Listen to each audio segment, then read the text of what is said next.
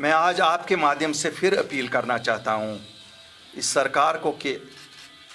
وہ ہماری مشکلات، ہمارے لوگوں کی مشکلات سمجھ لیں، ان سٹیک ہولڈروں کی مشکلات کی طرف بھی ذرا دھیان دیں۔ 2019 اگست 5 کے بعد جو یہ پالیسی ہے جس میں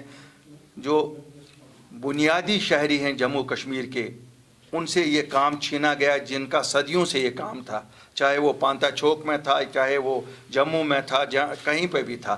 یہ لوگ، ان لوگوں کا روزگار اسی پہ تھا، ان کے بچے بھی پڑھ لکھ کے بھی یہی کام کرتے تھے جو ان کا پشتانی کام تھا۔ یہ چھین کے کچھ کوڑی رائلٹی کے عوض جو ہمیں کہا جاتا ہے روز کی رائلٹی جی بڑھ گئی، تو پہلی ہر سرکار کا مشن ہونا چاہیے کہ ہم عام آدمی کے لیے ضروریات زندگی کی چیزوں کے دام کیسے کم کریں۔ اور آج کل آپ دیکھتے ہیں یہ ضروریات زندگی ہے، کیوں گھر بنانے ہیں، پاپولیشن بڑھ گئی ہے، ہمارے ہسپتال بننے ہیں، ہمارے ایئرپورٹس بننے ہیں، ہمارے روڈز بننے ہیں، تو ایک سائڈ سے سرکار کہتی ہے کہ کچھ لاکھ روپیہ رائلٹی ہمیں زیادہ ملی، دوسری سائڈ سے کروڑوں روپیہ کنسٹرکشن کاسٹ میں ان کو ہی زیادہ دینا پڑتا ہے۔ تو میں پھر اپیل کرتا ہوں آج سرکار سے کہ یہ کوئی پریسٹیج کا مسئلہ نہیں ہے۔ ہم نہیں کہتے ہیں کہ اپنی پارٹی کو کوئی کریڈٹ اس کا ملنا چاہے، ہم کوئی پالیٹکس کے لیے یہ نہیں کر رہے ہیں، ہم بالکل لوگوں کی فلاح و بہبود کے لیے مسئلہ اٹھا رہے ہیں۔ اور میں سرکار سے پھر گزارش کرتا ہوں لیفٹیننٹ گورنر سے کہ صاحب آپ ذاتی مداخلت کریے اور یہ دیکھیے کہ تاکہ قیمتیں واپس اعتدال پہ آ جائیں اور یہ لوگ 5 لاکھ لوگ جو اس میں براہ راست ملوث ہیں ان کے پیٹ پہ لات نہ ماری جائے۔ وہ ڈیفالٹرز بنیں گے جنہوں نے ٹریکٹر نکالا ہے، ٹپر نکالا ہے، کرشر ڈالے ہیں، وہ ڈیفالٹرز بنیں گے، تو وہ بھی تو سرکار کے لیے پریشانی ہے۔ جب ملک کے پردھان منتری، ملک کے گرہ منتری، ان کا پورا فوکس یہ ہے کہ جموں کشمیر کی ڈیولپمنٹ ہو، مجھے یہ نہیں سمجھ آ رہی ہے کہ یہاں کی بیوروکریسی اس میں بادھا کیوں ڈال رہی ہے۔ بہرحال میں ان سٹیک ہولڈرز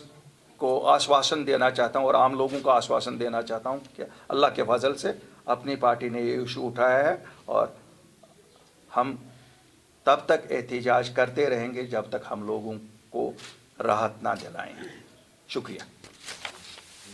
الطاف صاحب، آج پروٹیسٹ آپ نے کیا، تو اگلا پروٹیسٹ کب ہوگا اگر آپ کی ڈیمانڈز پوری نہیں کی گئی؟ دیکھیے یہ اب کنٹینیوس رہے گا جب تک نہ ہم لوگوں کے لیے کوئی نہ کوئی اس میں سہولیت پیدا کریں۔ مجھے امید ہے کہ سرکار نے محسوس کیا ہوگا، آج جب انہوں نے دیکھے ہوں گے اسٹیک ہولڈرز ہزاروں کی تعداد میں